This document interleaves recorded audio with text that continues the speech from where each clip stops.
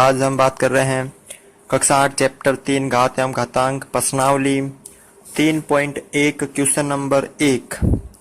चलिए देखते हैं क्या है।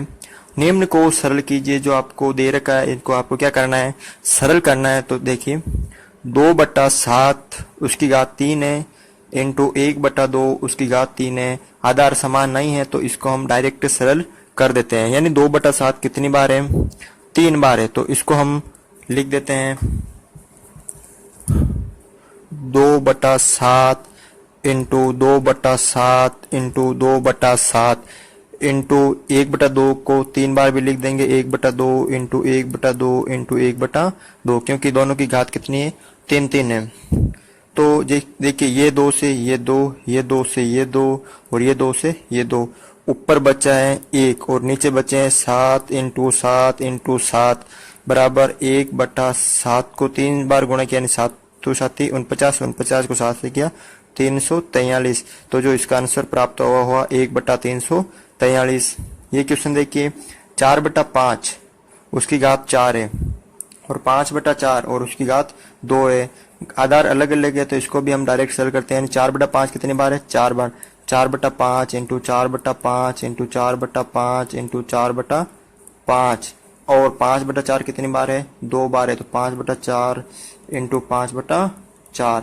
ये देखिए ये 4 से 4 कट हो गए और ये 4 से 4 कट हो गए। ये 5 से 5 और ये 5 से 5। अब यहाँ शेष बचे हैं ऊपर 4 इंटू 4 और नीचे बचे हैं 5 इंटू 5, यानी 4 चौक 16 और 5 25। जब इसको हम सरल करेंगे तो उत्तर हमें प्राप्त होगा 16/25। देखिए इसका जो क्वेश्चन नंबर 3 है, -5 की घात 3 और -1/2 की -1/5 की घात 2। इसको हम सरल करते हैं। यानी -5 कितनी बार है, 3 बार है। तो -5 इंटू -5 इंटू -5 और इंटू -1/5 कितनी बार है, 2 बार। -1/5 इंटू -1/5। अब देखिए ये 5 से 5 कट हो गए, ये 5 से 5 कट हो गए। यहाँ बचा है -5 या -1 इंटू या -1 इंटू या -1 इंटू या -1। ये देखिए ये माइनस माइनस गुणा होगा प्लस, या माइनस माइनस गुणा होगा प्लस। तो और अब ये बचा है माइनस के 5 इंटू 1 एकम 1 प्लस के इंटू 1 एकम 1 प्लस के।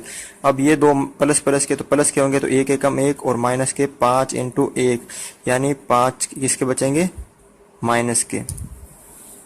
इसमें देखिए 3/4 की घात 3 है और 3/4 की घात 5 है और इसकी चिन्ह क्या है, माइनस है। तो सबसे पहले इसको हमें किस में बदलना है, प्लस में। तो इसको प्लस में बदलने के लिए इसको हम उल्टा कर देंगे, यानी 4 ऊपर और 3 नीचे। देखिए 3/4 की पावर तो 3 है ही है, इंटू 4/3 कर देंगे और इसकी पावर माइनस से क्या हो जाएगी, प्लस। अब 3/4 को कितने बार लिखते हैं, 3 बार। 3/4 इंटू 3/4 इंटू 3/4 इंटू 4/3 को 5 बार। 4/3 इंटू 4/3 इंटू 4/3 इंटू 4/3 इंटू 4/3, 5 बार लिख दिया। ये देखिए ये 3 से ये 3 कट हो गए और ये 4 से ये 4 कट हो गए। ऊपर बचे हैं 4 इंटू 4 और नीचे बचे हैं 3 इंटू 3, यानी 4 चौक 16 और 3 तिया 9। तो इसका उत्तर हमें कितना प्राप्त हुआ, 16/9। क्वेश्चन नंबर 2 देखिए, मान ज्ञात कीजिए। जो आपको क्वेश्चन दे रखे 3, इस काम को मान ज्ञात करना है। सबसे पहले दे रखा है -5 3। मैंने आपको बताया था कि जिसकी घात विषम संख्या में और वो अगर माइनस में संख्या हो तो उसका उत्तर हमेशा माइनस में आता है। यानी -5 कितनी बार है, -5 इंटू -5 इंटू -5। जब इन दोनों को हम गुणा करेंगे तो माइनस माइनस प्लस हो जाएगा, यानी ये प्लस, फिर इस प्लस को वापस माइनस से गुणा करेंगे तो माइनस। जो हमें उत्तर प्राप्त होगा वो माइनस में। एक चिन्हों का मैंने नियम का जो एक वीडियो बना रखा है वो आप देख लीजिए, ठीक है। इन तीनों को गुणा करेंगे तो कितना उत्तर आएगा, हमें जो माइनस में आएगा, यानी 5 25 और 25 5 125। जो उत्तर आएगा वो माइनस का 125 आएगा। इसको देखिए 1/2 की घात 3 है, यानी 1/2 कितनी बार है, 3 बार है। 1/2 इंटू 1/2 इंटू 1/2। जब इसको हम गुणा करेंगे तो 1 एकम 1 1 एकम 1 और 2 दूनी 4 4 दूनी 8। जो हमें उत्तर प्राप्त होगा वो कितना होगा, 1/8। इस क्वेश्चन में देखिए माइनस के 2/3 है और विषम नहीं होकर सम है यहाँ पर, तो उत्तर किस में आएगा, वापस प्लस में आएगा, क्योंकि ऊपर क्या है, सम संख्या है, और जो संख्या है माइनस में अगर ऊपर सम और घात है तो वो उत्तर हमेशा प्लस में आता है।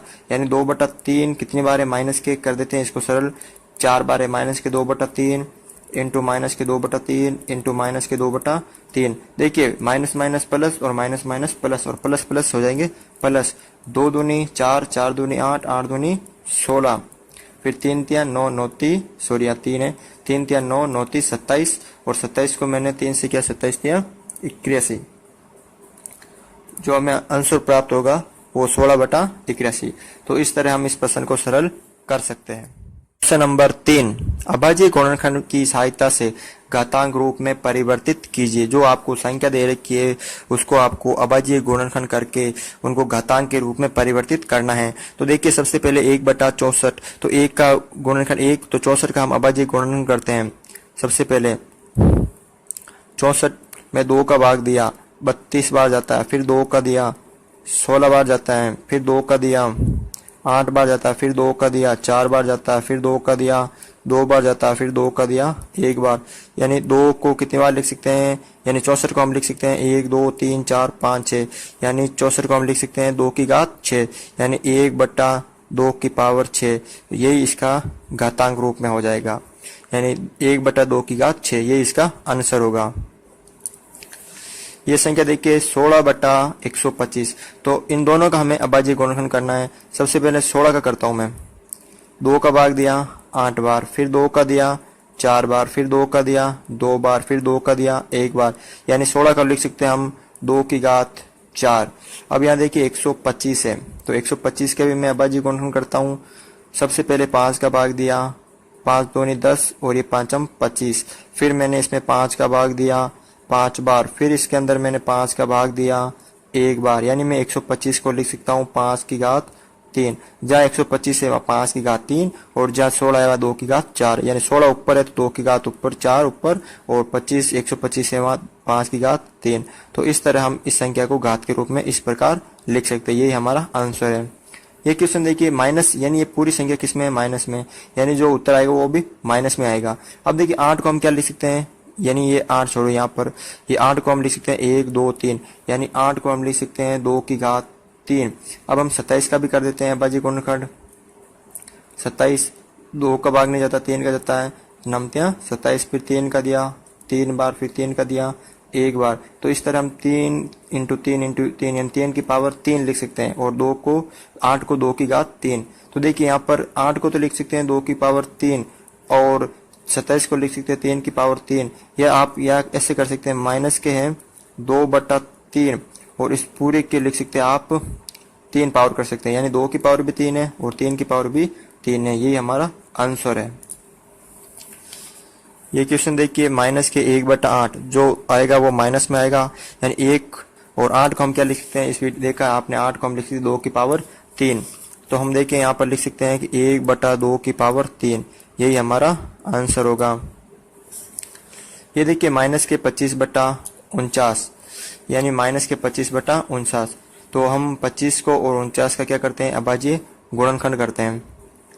25 को हम क्या लिख सकते हैं, 5 का भाग दिया 5 बार, फिर 5 का दिया 1 बार, यानी 25 को लिख सकते हैं हम 5 की घात 2, फिर 49 में हमने 7 का भाग दिया 7 बार, फिर 7 का दिया 1 बार, यानी 49 को लिख सकते हैं 7 की पावर 2। तो देखिए ये माइनस में पूरी संख्या, ऊपर 25 है तो यानी 5 की पावर 2, नीचे 49 यानी 7 की पावर 2। तो इस तरह हम इसको लिख सकते हैं 5/7, ये पूरी माइनस की है, और इसकी पूरे की पावर हम लगा सकते हैं 2, क्योंकि नीचे भी 2 है और ऊपर भी 2 है। तो इस तरह आप अभाज्य गुणनखंड करके इन क्वेश्चन को सरल कर सकते हैं। उसका क्वेश्चन 4 है, मान ज्ञात कीजिए। इस क्वेश्चन में देखिए गुणा दे रखा है, इसमें 3 की घात 2 इंटू 3 की घात 3। तो हमने एक वीडियो पहले बनाया था, उसमें पढ़ा था कि जिसकी जो आधार समान हो और गुणा में और घाते हो अलग अलग, तो हम घातों को जोड़ते हैं और आधार वापस सेम रखते हैं। तो ठीक वैसा ही इसमें करना है कि आप में देखिए इसमें 3 और 3 है, आधार समान है तो वापस 3 रखना है, और जो घात के अंक है उनको आपको जोड़ना है। तो 2 + 3 यानी 3 की पावर कितनी हो गई, 5।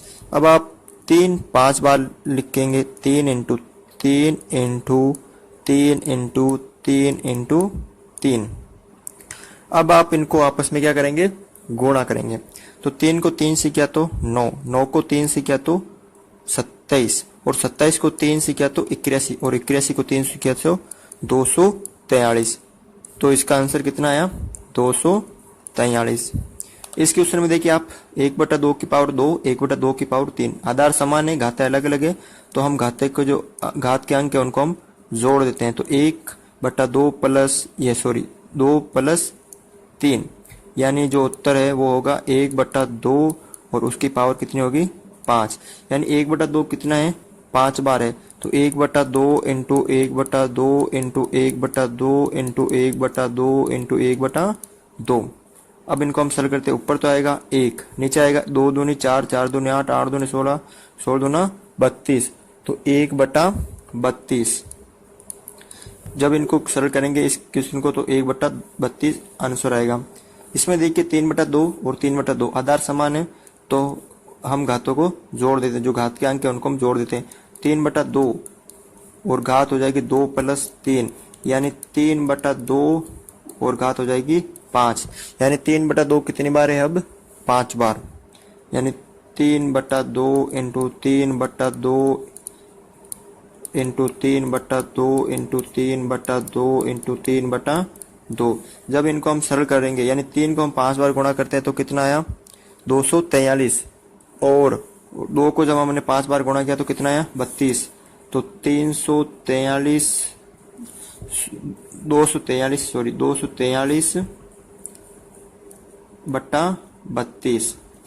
तो इसका उत्तर कितना हुआ 243/32। इस क्वेश्चन में देखिए आधार दोनों का समान है, तो आधार हम वापस वही रखते हैं 1/2, और घात के अंकों को क्या कर देंगे जोड़ देंगे, तो 3 प्लस 4, यानी माइनस के 1/2 बट्टा कितना है ऊपर कितना आएगी 7, जो घात के अंक है वो कितना हो गए 7। अब देखिए ऊपर विषम संख्या, तो उत्तर जो आएगा वो हमेशा किस में आएगा वापस माइनस में, यानी तो उत्तर तो आएगा वो माइनस में। और हम क्या करेंगे अब 1/2 को कितनी बार गुणा करेंगे 7 बार गुणा करेंगे, उत्तर जो आएगा वो माइनस में आएगा। तो हम लिख देंगे 1/2 को हम 7 बार गुणा करेंगे, 1/2 into 1/2 into 1/2 into 1/2 into 1/2 into 1/2। तो अब देखिए जो उत्तर आएगा वो तो आएगा माइनस में, क्योंकि ऊपर क्या है माइनस, सम विषम है तो ऊपर उत्तर माइनस में। तो गुणा करते हैं 2 दूनी 4, 4 दूनी 8, 8 दूनी 16, 16 दूना 32, 32 दूना 64, और 64 को मैंने 2 से किया तो 128। तो ऊपर जो है 1 और नीचे 128, तो इसका आंसर माइनस में 1/128। इसमें देखिए आप माइनस के 2/5 और माइनस के 2/5 आधार समान है, तो बस आपको आधार वही रखना है 2/5, और घात को क्या करना है जोड़ना है 2 प्लस 3। तो घात कितनी हो गई यहाँ पर 2 और 3 हो गई 5, यानी माइनस के 2/5 की घात हो गई 5। अब आपको क्या करना है माइनस, अब ऊपर विषम में तो उत्तर तो जो आएगा वो माइनस में आएगा, बस आपको 2/5 को 5 बार गुणा करना, 2/5 इंटू 2/5 इंटू 2/5 इंटू 2/5 इंटू 2/5। जब हम इनको 5 बार गुणा करेंगे जो उत्तर आएगा वो आएगा 32/3125, और जो उत्तर आएगा वो माइनस में, यानी माइनस के 32/3125। तो इस तरह हम इस क्वेश्चन को सरल कर सकते हैं।